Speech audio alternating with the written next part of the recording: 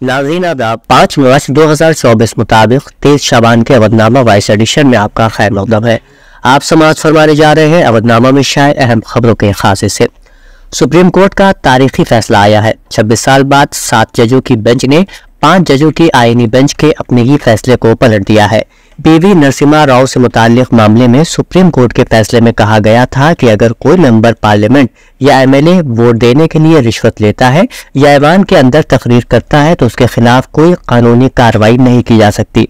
ऐसे अरकान असेंबली और एमएलएस को कानूनी तहफ़्फ़ुज़ मिलेगा क्योंकि ऐवान के रुकन होने की वजह से उन्हें मराहत हासिल है, लेकिन अब ऐसा नहीं होगा। सुप्रीम कोर्ट के 7 जजों की बेंच ने पीर को अरकान पार्लियामेंट और अरकान असेंबली के इस्तेकाक से मुताल्लिक केस में अपना फैसला सुनाया। सुप्रीम कोर्ट ने 1998 के नरसिम्हा राव मामले पर अपने फैसले को पलटते हुए कहा कि अरकान पार्लियामेंट और अरकान असेंबली को रिश्वतखोरी के मामले में इस्तेकाक के तहत कोई कानूनी तहफ़्फ़ुज़ हासिल नहीं होगा। सुप्रीम कोर्ट के इस फैसले के बाद अब अगर अरकान पार्लियामेंट ऐवान में तकरीर करने या वोट देने के एवज पैसे लेते हैं तो उनके खिलाफ मुकदमा चलाया जा सकता है। कांग्रेस को उम्मीद है कि लोकसभा इंतखाबात के लिए पार्टी की सेंट्रल इलेक्शन कमेटी की पहली मीटिंग से पहले कम से कम 3 से 4 मजीद रियासतों महाराष्ट्र, झारखंड, बिहार और तमिलनाडु में इंडिया इत्तेहाद की जमातों के दरमियान सीटों पर समझौता हो जाएगा।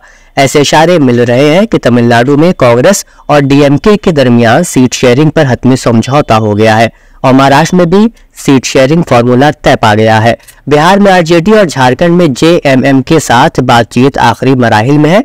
पार्टी ज़राए ने बताया कि लोकसभा उम्मीदवारों के इंतखाब के लिए कांग्रेस की सेंट्रल इलेक्शन कमेटी की पहली मीटिंग 7 मार्च को होने का इम्कान है और इससे कबल उन 4 रियासतों में सीटों के लिए मुआहदे का ऐलान मुतवक्के है। दिल्ली आबकारी पॉलिसी मामले में ईडी के जरिए जारी करदा 8वें सम्मन पर भी दिल्ली के वजीर आला अरविंद केजरीवाल पेश नहीं हुए।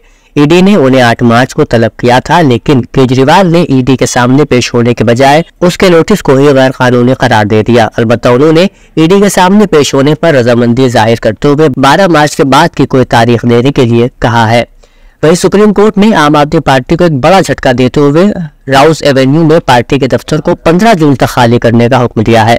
अदालत के मुताबिक आम आदमी पार्टी का दफ्तर दिल्ली हाईकोर्ट को दी गई जमीन पर कब्जा करते हुए बनाया गया है। यह जमीन राउस एवेन्यू कोर्ट की तौसी के लिए इस्तेमाल होनी थी। अदालत के इस फैसले पर आम आदमी पार्टी का कहना है कि वो दफ्तर की जमीन खाली करने के लिए तैयार है, मगर सुप्रीम कोर्ट इस बात को यकीनी बनाए कि उसे एक कौमी पार्टी के दर्जे के मुताबिक एक मुतबादिल जमीन अलॉट की जाएगी। सोशल मीडिया पर मुबैना फोर्स वीडियो वायरल होने के बाद बाराबंकी से बीजेपी के एमपी उपेंद्र सिंह राउत ने पीर को अपनी उम्मीदवारी वापस ले ली है और ऐलान किया है कि जब तक वो बेकसूर नहीं साबित हो जाती तब तक वो कोई इलेक्शन नहीं लड़ेंगे। एक्स पर राउत ने लिखा, मेरा एक एडिटेड वीडियो वायरल किया जा रहा है जो डीप फेक एआई तकनीक के जरिए जनरेट किया गया है, जिसकी एफआईआर मैंने दर्ज करा दी है। स्टेट बैंक ऑफ इंडिया यानी एसबीआई ने इलेक्टोरल बॉन्ड से मुताल्लिक तफसीलात फराहम करने के लिए सुप्रीम कोर्ट से 30 जून तक का वक्त मांगा है। सुप्रीम कोर्ट ने हाल ही में इलेक्टोरल बॉन्ड स्कीम को मनसूख कर दिया था और एसबीआई से कहा था कि वो तमाम तफसीलात इलेक्शन कमीशन को फराहम करे।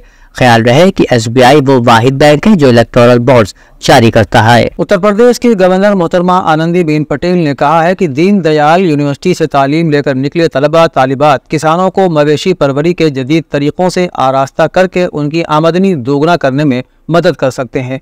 यूनिवर्सिटी के जलसे तक़सीम असनाद तकरीब से खिताब करते हुए यूपी की गवर्नर ने कहा कि मुख्तलिफ शोबों से ताल्लुक़ रखने वाली ख़वातीन की एक बड़ी तादाद भी इस यूनिवर्सिटी में तालीम हासिल करने के लिए आ रही है, जिससे ये जाहिर होता है कि हिंदुस्तान का मुस्तकबिल बहुत रोशन है। उन्होंने कहा कि आज यूनिवर्सिटी की जानिब से जारी करदा ऐप से किसान जानवरों से मुताल्लिक़ तमाम मसाइल घर बैठे ही हल कर सकेंगे। जल जीवन मिशन की हर घर नल योजना के तहत 4 मार्च तक उत्तर प्रदेश में 2 करोड़ 10 लाख से ज्यादा देही खानदानों तक functional house hold tap connection पहुंचा दिया गया है, जिससे 12 करोड़ 62 लाख से ज्यादा देही आबादी मुस्तफीद होगी।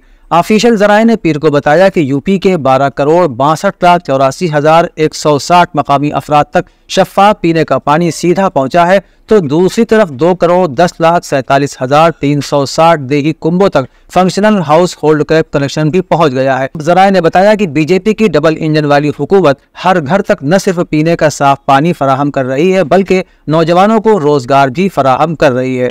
मकतब इमामिया के पहले मुज्तहिद जामिउ शराइत आयतुल्लाह उल उज़्मा सैयद दिलदार अली ग़ुफ़रान मआब की हयात तय्यबा और उनके मकतब फ़िक़ही व कलामी पर नूर हिदायत फाउंडेशन की जानिब से 2 रोज़ा सेमिनार का इनेकाद अमल में आया।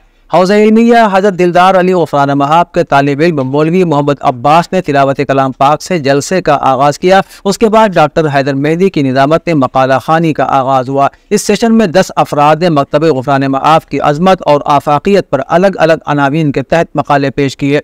मौलाना सैयद कल्ब जवाद नफ़ी ने तकरीर करते हुए कहा कि हज़रत ग़ुफ़रान मआब ने इंतहाई कम वसाइल के बावजूद नजफ़ अशरफ और ईरान का सफ़र किया ताकि उलमा और फ़ुक़हा से कसब फ़ैज़ किया जा सके।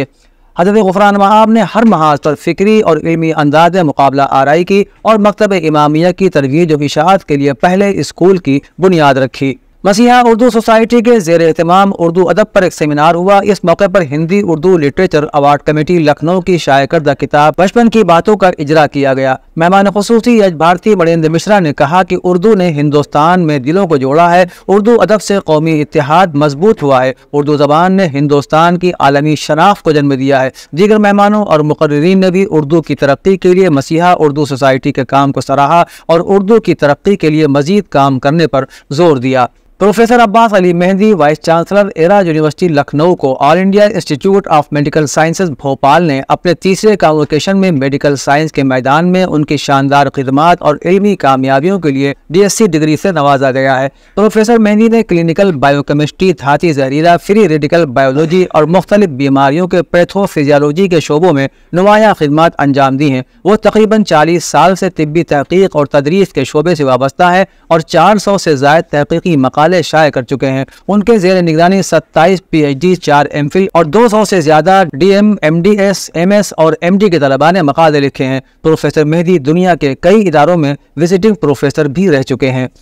अवधनामा के जहानुमा सफ़े के मुताबिक पाकिस्तान में फरवरी के अवाइल में होने वाले पार्लिमानी इलेक्शन के तकरीबन 4 हफ्तों बाद नई हुकूमत कायम हो गई है और शहबाज शरीफ ने वज़ारत उज़्मा के ओहदे का हलफ उठा लिया है। 72 साला शहबाज शरीफ पाकिस्तान के 24वें वज़ीर आज़म हैं। सदर आरिफ अलवी ने उनसे अहद लिया कि वो मुल्क के तहफ़्फ़ुज़ और दिफा के लिए अपनी बेहतरीन सलाहियतों को बरूएकार लाएंगे। पार्लिमान में हुई वोटिंग में उन्हें 201 मेंबरान असम्बली की हिमायत हासिल हुई, जबकि 92 मेंबरान ने उनकी नामजदगी को मुस्तरद कर दिया। किसी भी पार्टी को अक्सरियत हासिल न होने के बाद पाकिस्तान मुस्लिम लीग नून और पाकिस्तान पीपल्स पार्टी ने इत्तेहाद बनाते हुए सियासी बेयकीनी को खत्म कर दिया। गजा की पट्टी में जंगबंदी तक पहुंचने के लिए मुज़ाकरात में काबिल जिक्र पेशरफ्त देखी गई है। टीवी चैनल ने बातचीत के दोबारा शुरू होने की तरफ इशारा करते हुए बताया कि मिस्री, कतरी और अमरीकी सालिस हफ्तों से कोशिश कर रहे हैं कि हमास और इसराइल के दरमियान जंग को रोकने के लिए फरीकैन के दरमियान मुआहिदा तय पा जाए। ख्याल किया जाता है कि इस जंगबंदी में गजा में कैद यरगमालियों और इसराइली जेलों में कैद फ़लस्तीनियों की रिहाई शामिल है।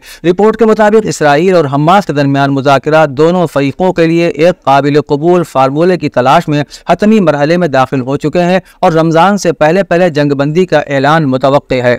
हैती की राजधानी पोर्ट और प्रिंस की सबसे बड़ी जेल पर हमले और उसके बाद भगदड़ मचने से तकरीबन 10 लोगों की मौत हो गई है और तकरीबन 4000 कैदी फरार होने में कामयाब हो गए। मुजरिमों की गिरफ्तारी के लिए 72 घंटे के लिए इमरजेंसी और कर्फ्यू नाफिज कर दिया गया है।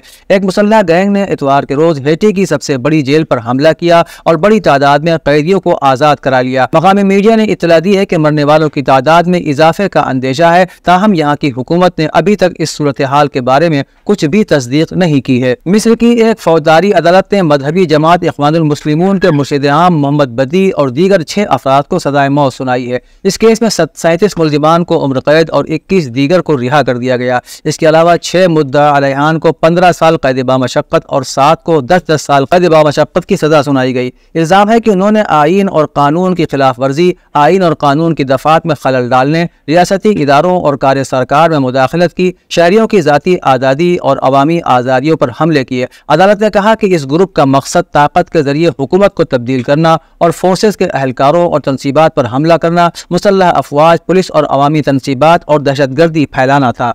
सऊदी हुकूमत ने मस्जिद हराम में इफ्तारी करने के ख्वाहिशमंद इबादत गुजारों के लिए हिदायत जारी की हैं। सऊदी हुकूमत इस हवाले से हर साल की तरह इमसाल भी खुसूसी इंतजाम कर रही है और दुनिया भर से आने वाले ज़ायरीन और इबादत गुजारों के रोज़ा अफ्तार कराने का मनसूबा बनाया गया है। सऊदी मीडिया के मुताबिक मस्जिद हराम में अफ्तार करने के ख्वाहिशमंदों के लिए एक पोर्टल का इजरा किया गया है, जिसके जरिए ऑनलाइन दरख्वास्त वसूल की जाएंगी और इजाज़तनामा फराहम किया जाएगा। जिन लोगों को इस पोर्टल से एनओसी मिल जाएगी, सिर्फ उन्हें ही अफ्तार के लिए मस्जिद हराम में दाखिल होने की इजाजत होगी। अवधनामा में शाये मज़ामीन को मुकम्मल तौर पर पढ़ने के लिए अवधनामा की वेबसाइट www.awadnama.com पर विजिट करें और ई पेपर पर क्लिक करें।